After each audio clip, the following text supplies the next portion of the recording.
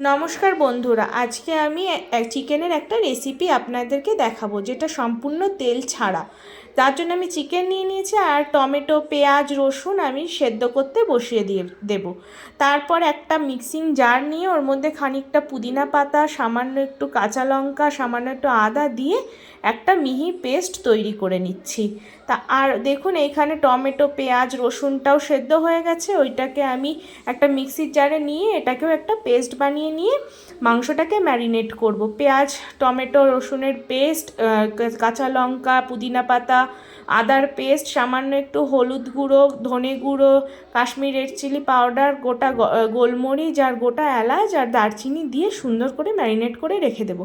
এটা চাইলে আপনারা 2 ঘন্টাও ম্যারিনেট করে রাখতে পারেন। আমার হাতে টাইম ছিল না, তাই আমি 10 মিনিট ম্যারিনেট করে রেখেছিলাম। তারপরে কড়াইতে একটা ডাইরেক্ট ট্রান্সফার করে দেব। আর সামান্য একটু সামান্য কি টেস্ট অনুযায়ী আমি লবণ অ্যাড করে দিচ্ছি। তারপরে ঢেকে ঢেকে এটাকে মাংসটা সেদ্ধ হওয়া পর্যন্ত আর জল ছাড়া পর্যন্ত সুন্দর করে কষিয়ে নিতে হবে। দেখুন, জল ছেড়ে দিয়েছে।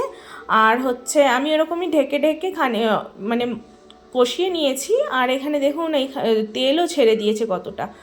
আমি যে দইটা ইউজ করেছি সেটার দ্বারাই তেলটা ছেড়েছে। আর আমি এখানে সামান্য জল অ্যাড করে দিয়েছি। ওই যে পেঁয়াজ, টমেটো আর রসুন যেই সেদ্ধ করেছিলাম, যেই জলটা ছিল সেটাই অ্যাড করে দিয়েছি। এবার ঢেকে কিছুক্ষণ রান্না হতে দেব। জানেন তো, আমিও এটা প্রথমবার রান্না করছি। খেতে খুবই সুন্দর, অপূর্ব হয়েছিল। আপনারাও ট্রাই করে একবার দেখতে পারেন, খুবই হেলদি হয়। যাই হোক, আমি নামানোর আগে সামান্য একটু গরম মশলা দিয়ে দিয়েছি। আর তারপরে এটা গরম গরম ভাত বা রুটি বা লুচি এইগুলোর সাথে সার্ভ করতে পারেন। রেসিপিটা কেমন লাগলো আমাকে জানাবেন, আর ভালো লাগলে শেয়ার করে দেবেন। আজকের মতো এইটুকু, টাটা।